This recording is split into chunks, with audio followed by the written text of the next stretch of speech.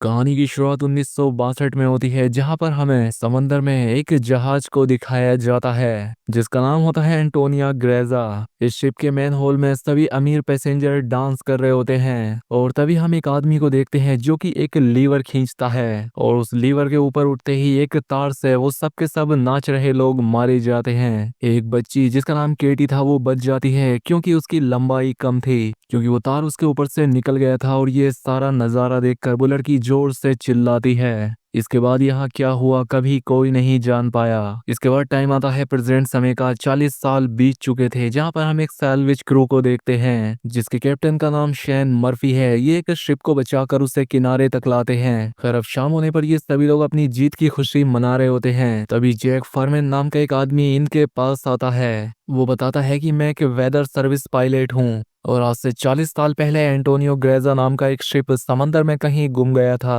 और जहां तक मुझे पता है वो वेरिंग सी के अंदर है और उसके अंदर बहुत सारा खजाना है और अगर हम लोग उसे ढूंढ लेते हैं तो हम सब के सब बहुत अमीर हो जाएंगे। अब इंसान की फितरत में ही लालच होता है, इसीलिए ये पूरे का पूरा ग्रुप जैक का साथ देने के लिए तैयार हो जाता है। और अगले दिन शॉन मर्फी और उसका पूरा क्रू उस तरफ निकल पड़ता है जहां पर वो एंटोनियो ग्रेजा शिप है जो कि 1962 में गायब हो गया था। खैर अब उस जगह पर पहुंचने के बाद ये सब के सब लोग देखते हैं कि वहां पर कोई भी शिप नहीं है। ये देखकर ये सभी लोग निराश हो जाते हैं, लेकिन तभी इनके रडार के सामने वो शिप आ जाता है और ये वही शिप था जो 1962 में गायब हुआ था, जिसकी तलाश में ये सभी लोग यहाँ पर आए थे। अब शॉन का एक साथी और जॉन जो इन्हें यहाँ लेकर आया था, ये लोग स्टीमर में रुकते हैं जबकि शॉन अपने बाकी साथियों को लेकर शिप के अंदर चला जाता है। और यहाँ पर उन्हें बहुत अजीब आवाज आ रही होती है। ये सभी लोग उसका पीछा करते हैं और देखते हैं कि यहाँ के लोग का पेंडुलम आज भी हिल रहा है और जैसे ही उस घड़ी के और करीब जाते हैं पेंडुलम हिलना बंद हो जाता है। और अब इनमें से इनका एक साथी उस पेंडुलम को हाथ लगाने ही वाला होता है कि एक जोर की आवाज आती है जिससे ये सब के सब लोग डर जाते हैं। वहीं पास की टेबल पर एक स्क्रैबल पड़ा होता है जिसके शब्द अपने आप ही बदल जाते हैं और उसमें लिख जाता है वेलकम। अब ये लोग जैसे ही आगे बढ़ते हैं इनके एक साथी के नीचे से फ्लोर टूट जाता है और वो नीचे गिरने ही वाला होता है कि मोरीन उसे पकड़ लेती है और जब उसे पकड़कर ऊपर खींच रही होती है तो उसे नीचे एक बच्ची दिखती है और ये वही बच्ची है जो कि आज से 40 साल पहले उस वायर से कटने से बच गई थी। लेकिन आज भी इस बच्ची की उम्र उतनी ही है, जिसका मतलब था कि ये उस बच्ची की आत्मा थी। अब अगले ही पल मोरीन की आंखों से वो बच्ची गायब हो जाती है। यहाँ पर मोरीन को कुछ समझ नहीं आता कि उसने अभी जो देखा था वो सच था या उसका वहम। खैर अब अपने साथी को ऊपर खींचने के बाद ये लोग एक एक केबिन में जाते हैं और ये लोग देखते हैं कि यहाँ पर एक वॉच है, लेकिन ये वॉच आज के जमाने की थी। लेकिन ये शिप तो 1962 में गायब हो गया था और उस वक्त ऐसी वॉच बनती भी नहीं थी। इनका जो कैप्टन शॉन होता है वो कहता है कि शायद हमसे भी पहले यहाँ कोई आ चुका हो और शायद ये वॉच उसी की होगी। इसके बाद ये लोग शिप का मैनुअल लेकर वापस अपनी स्टीम में आ जाते हैं। अब अगली सुबह इन्हें पता लगता है कि शिप में एक बहुत बड़ा होल है जिससे धीरे धीरे ये शिप डूब रहा है और अगले 3 दिनों में ये उस होल को रिपेयर करके शिप को यहाँ से ले जाना चाहते थे। इसलिए ये सभी लोग अपने काम पर लग जाते हैं। वहीं हमें मोरीन को दिखाया जाता है जो कि शिप के उस हिस्से में जाती है जहाँ पर स्विमिंग पूल है और यहाँ पर वो ये देखकर हैरान होती है कि स्विमिंग पूल पर गोलियों के निशान थे। खैर अब वो स्विमिंग पूल की जांच करके जब ऊपर आ रही होती है तो उसे फिर से एक बार वो बच्ची दिखती है जिससे डरकर वो वापस स्विमिंग पूल में गिर जाती है और उसका सर स्विमिंग पूल में टकराता है और उसके सर से खून निकलना शुरू हो जाता है। लेकिन वो स्विमिंग पूल उसके खून को अपने अंदर एब्जॉर्ब कर लेता है। वो एक बार फिर से ऊपर देखती है जहां पर वो बच्ची थी, लेकिन अब वहां पर जैक होता है। जैक उसे ऊपर खींच लेता है और उन दोनों के यहाँ से जाने के बाद वो स्विमिंग पूल पूरी तरह से खून से भर जाता है। अब जैक और मोरिन आगे जाते हैं। मोरिन एक दरवाजे को खोलती है जिससे बहुत सारा पानी निकलता है। ये दोनों उस दरवाजे के अंदर जाते हैं और वो दरवाजा अपने आप ही बंद हो जाता है। इसलिए इन्हें आगे बढ़ना पड़ता है। आगे बढ़ते हुए ये लोग एक एक केबिन तक पहुंचते हैं जहां पर कि 9 लकड़ी के बॉक्सेस होते हैं। ये यहाँ पर अपने बाकी साथियों को भी बुला लेते हैं और जब ये उन बॉक्सेस को खोलते हैं तो हर एक बॉक्स के अंदर 28 गोल्ड के बार होते हैं। इनमें बहुत सारा खजाना था। इस सोने को देखकर ये सब के सब लोग बौखला जाते हैं। इसलिए ये तय करते हैं कि ये शिप को यहीं पर छोड़कर ये सोना लेकर यहाँ से निकल जाएंगे। इसीलिए ये लोग सारे का सारा सोना अपनी बोट में रख देते हैं। ये लोग अब बहुत खुश हो जाते हैं, लेकिन तभी इनकी बोट पर दिखाया जाता है कि इनकी बोट के जो गैस का नोब था वो अपने आप ही चालू हो जाता है जिससे हवा में गैस फैलना शुरू हो जाती है। वहीं मोरीन एक बार फिर से उसी बच्ची को देखती है जो कि उसकी तरफ तेजी से भागती हुई आ रही थी क्योंकि वो उसे वार्न करना चाहती थी। लेकिन कोई उस बच्ची को ढकेल देता है। वहीं दूसरी तरफ मोरिन का साथी बोट का इंजन ऑन करता है, जिससे उसमें ब्लास्ट हो जाता है और इस ब्लास्ट में उसकी जान चली जाती है।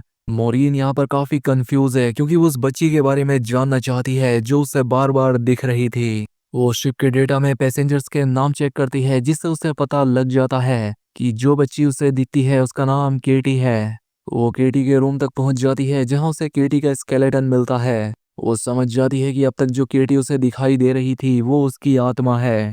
वहीं हमें शॉन को दिखाया जाता है जो कि कैप्टन रूम में बैठा होता है और तभी उसके सामने शिप के कैप्टन की रूह आ जाती है।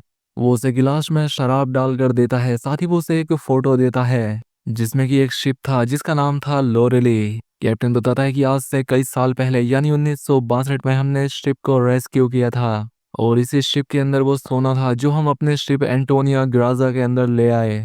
लेकिन इसके ठीक 2 दिनों के बाद हमारा शिप गायब हो गया। इसके बाद कैप्टन की आत्मा शॉन मर्फी को एक और फोटो दिखाती है और जब शॉन मर्फी उस फोटो को देखता है तो उसके चेहरे का रंग उड़ जाता है। वहीं हमें मोरिन को दिखाया जाता है जो कि उस बच्ची की आत्मा के संग बैठी होती है। वो बच्ची उसे बताती है कि इस शिप में बहुत सारे लोगों की आत्माएं हैं और जो ये सब कुछ कर रहा है उसे बहुत सारी रूहों की ज़रूरत है और जब उसका ये काम पूरा हो जाएगा तभी हम अपनी आत्माओं की दुनिया में जा सकते हैं।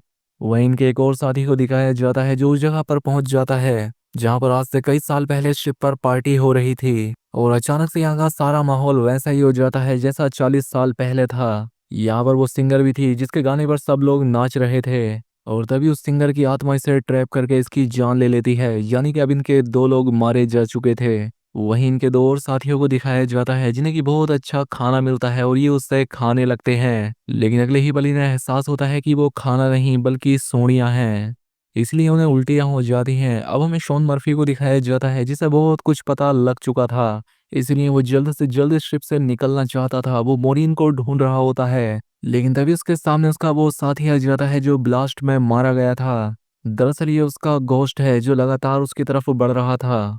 वहीं मोरिन भी यहाँ से निकलना चाहती थी, इसीलिए वो उस तरफ आ जाती है जहाँ शॉन मर्फी है। शॉन मर्फी को मोरिन के चेहरे पर अपना वही साथी दिख रहा होता है जो उसे मारने की कोशिश कर रहा था, इसलिए वो मोरिन पर हमला कर देता है, लेकिन मोरिन उसके पैर को जख्मी कर देती है। हालांकि शॉन उसे जैसे ही मारने वाला होता है कि तभी जैक आकर उस पर हमला करके उसे बेहोश कर देता है।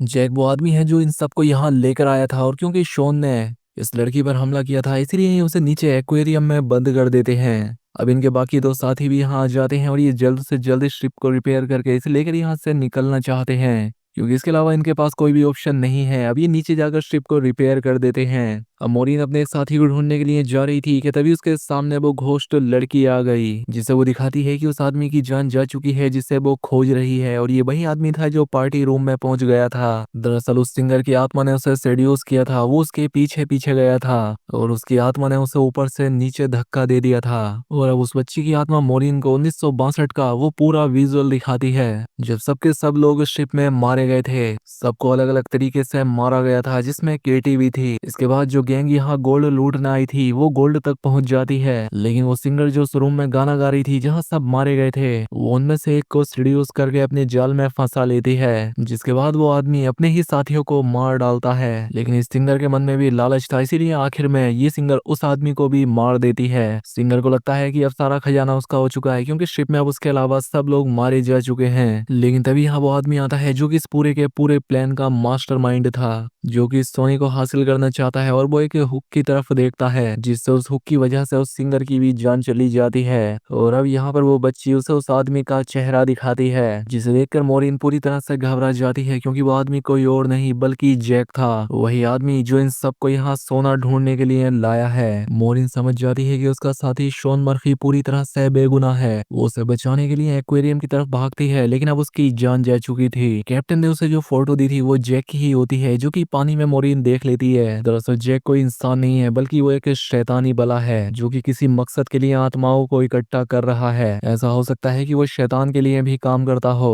और वो यहाँ पर इन सबको मारकर इनकी आत्माओं को भी जमा करना चाहता हो। मोरिन अब अपने साथी से कहती है कि तुम्हें जैक पर नजर रखनी होगी, मैं अपने दूसरे साथी को ढूंढने जा रही हूँ जो कि पानी के अंदर है। मोरिना उस जगह पर जाती है तो उसे समझ आ जाता है कि उसकी भी जान चली गई है जिसे कि जैक ने ही मार दिया था। वहीं जैक उस जगह पर आ जाता है जहां पर मोरिन ने अपने साथी से कहा था कि वो उस पर नजर रखे। जैक और मोरिन के साथी के बीच कहासुनी हो जाती है, इसीलिए मोरिन का साथी उसे शूट कर देता है। उसे लगता है कि वो मारा गया, इसलिए वो यहाँ से चला जाता है। वहीं मोरिन इस पूरे के पूरे शिप को ब्लास्ट करना चाहती थी, इसलिए वो हर जगह बॉम्ब फिट कर देती है। लेकिन तभी मोरिन के पास उसका वो साथी आ जाता है जिसने अभी अभी जैक को गोली मारी थी। वो मोरिन से कहता है कि हमें शिप को ब्लास्ट नहीं करना चाहिए, लेकिन मोरिन उसकी बात नहीं मानती। वो कहती है कि मैं शिप को ब्लास्ट करके ही रहूंगी, क्योंकि यहाँ पर बहुत सारी रूहें कैद हैं। इस शिप में और भी लोगों को ट्रैप करके लाया जाता रहेगा, जिनकी इसी तरह से जान जाती रहेगी। और ट्रैप करने का एक ही जरिया है, जो है सोना। और तभी उसका साथी जैक के रूप में बदल जाता है, जिससे हम समझ जाते हैं कि जैक ने उस आदमी को भी मार दिया जिसने उसे शूट किया था।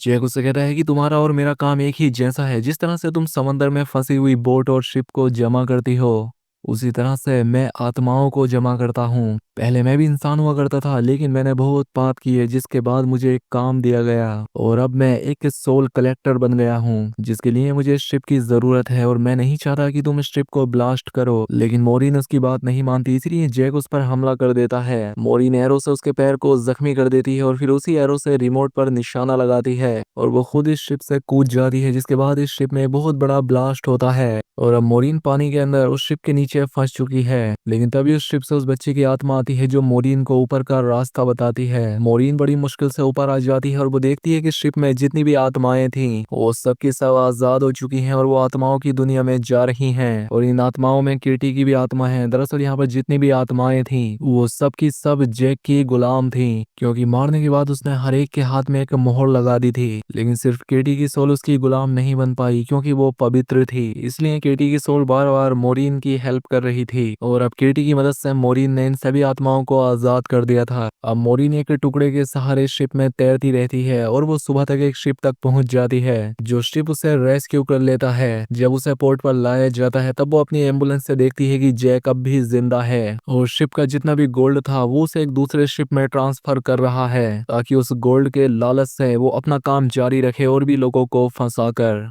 उनकी आत्माओं को कैद कर सके, जो उसका काम था। मोरिन ये पूरा नजारा देखकर जोर से चिल्लाती है और अब इसी सीन के साथ ये फिल्म यहाँ खत्म हो जाती है।